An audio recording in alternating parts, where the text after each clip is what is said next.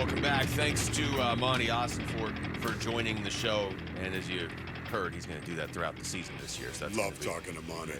It's really nice to have that sort of access to the general manager of your NFL team, during the season as stuff evolves. So this will be such a humble guy, too. He never wants to talk about himself or what he's doing.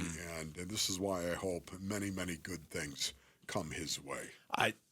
This is the point in your year, if you're the GM, where it's not like your work is done, but I mean, at this point, isn't it kind of like, all right, I've done most of what I can do for this season. I mean, you're always still looking, hey, maybe I have to make a trade at the deadline, or if we lose a guy, maybe I pick somebody up. But the bulk of what he's been able to do or going to be able to do for this season, he did at the draft. He did it in free agency. Like he's now he can't coach during the games. He's got to watch and see what's going on like the rest of us. Yeah, I loved how many times he said, we like where we're at. That's about as bold a statement as you're going to get from Monti for the most part. We like where we're at. And he said the expectation is to win. And, let that hang in the air for everybody. Not just the front office, of course, but the coaching staff, the players, the locker room. Let that hang. The expectation is to win. And I think it's a reasonable expectation based on the roster they've put together. Yeah. And I go back to what Kelvin Beachum said earlier in the offseason, and he said this to us too when we talked to him out at OTAs. This is he said it in a good way, like not bad pressure, but there's pressure now. There's pressure to do this. Like it's a good thing. It's responsibility. You want that, and they've built up to that point. Now you got to do it. I know, and I knew you were going to ask about Will Hernandez, and Monti addressed that. And I think this is certainly newsworthy heading into this weekend. Will's close. Will's getting real close. Now we're not going to see him this week. He'll be out this week, but he is close. And there's a reason why we didn't put him on injured reserve or keep him on the PUP list to start the season. I can't tell you exactly when that'll be, but I know it's going to be sooner rather than later. And really excited for what Will brings to our offense, brings to our team, brings to our locker room.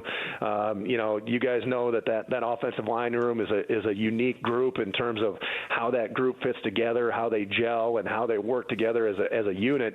And Will's been a big part of that the last 2 years, and we're excited that he's going to be back with us this year, and he's going to be back out there sooner rather than later. There you got it, right there. That was news that Will Hernandez is going to be out for this week 1. That would mean that John Gaines II, of course, might take on a bigger role. They have Josh Fryer as well. Calvin Beachum, I would imagine, definitely is going to, maybe 8 offensive linemen is what they'll dress for this game. Gaines has been on the injury report too, so that's something to monitor. So yeah, that's there were 2 things that really stood out in his answer there, Wolf. Okay. That Will Hernandez isn't playing this week, but also, what do you say? There's a reason why they didn't put him on the PUP list. That he's not. I read that as he's not just out for the next 4 weeks. Now, Gaines on the injury report with a thumb issue, but he's been a full participant. Okay. So I would assume he's totally available. Yeah, he's ready to go. But his name's at least on there. Will Hernandez has been limited all week, and as you just heard the GM say, he's going to be out this week. Also of note, Dante Stills didn't practice yesterday, and Owen Pappoe was limited. So just, stuff to monitor. But as far as Will Hernandez, I'm interpreting that as he's not playing this weekend because he just said that.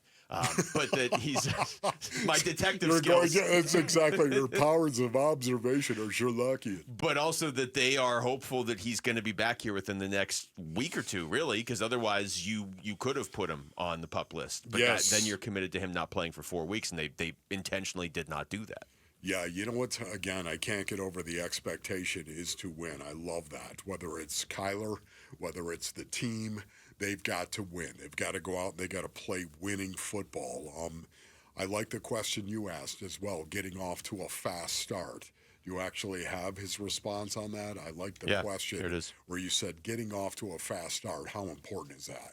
Well, we certainly do want to get off to a fast start, and I think, I think everything that gets going is that everybody looks at that first game, right? And so, no matter what happens this coming Sunday, it's going to be overreaction Monday, no question. So, I think for us, the biggest thing that we're going to do and that we preach to our players all the time is it's a process. And so, whatever happens on Sunday afternoon in New Orleans, we're going to come in here on Monday, and it's going to be just like any other Monday, and we're going to be getting ready for the Carolina Panthers. And then it's a long season, and that's how the structure of the season, how we put it together.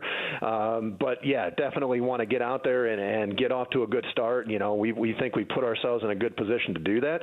But really, our first test comes Sunday, and we're going to be ready for it. Yeah, you know what? We put ourselves in a good position to do that. It is. Everything is done. Year 3 of the rebuild is right in front of us. This is why I'm so jacked up, too. Here we go, Luke. We're going to see it. We're going to see what this is going to bring forward. What kind of fruit is this going to produce for the Arizona Cardinals? The roster is there. Now it's up to JG and the players on the tactical level to go out and make it happen. Yeah. Yeah. The work, everything you can do up to this point has been put in. It's yes. like you built the house, now you're about to move in, so hopefully everything works. Now it's all about proving it, man, once again. And, look, he's the GM. He's not gonna be like, hey, Wolf, Luke, we got New Orleans in week 1. Of course we got to get off to a fast start. Look, Kenny Dillingham just said that there's not a hotel big enough for an entire football team to have a walkthrough, and a state freaked out. So no GM's going to be like, yeah, we're playing New Orleans. Of course we got to win. But, you have to get off to a fast start just in general. We always see that stat in the NFL after 2 weeks. Yeah. Well, here's the list of teams that are 0-2, and nobody that's 0-3 ever makes the playoffs. You got to get off to a fast start because it's not a very long season in terms of actual games. Yeah, I would agree with you 100%. So what I love as an analyst, that's right, I'm still an analyst to me. Okay, I'm not doing the radio. I'm not doing the color analyst for the Arizona Cardinals anymore, but I still am an analyst when it comes to the game of football. All of this speculation crud is done. Yeah, we get to overreact, as he said on Monday. We're going to analyze what is actually going to happen on Sunday. Thank you, Lord God, for that. I am looking forward to overreacting on Monday. Thanks for watching Wolf and Luke. Tap to see more and click the button in the middle to subscribe to Arizona Sports.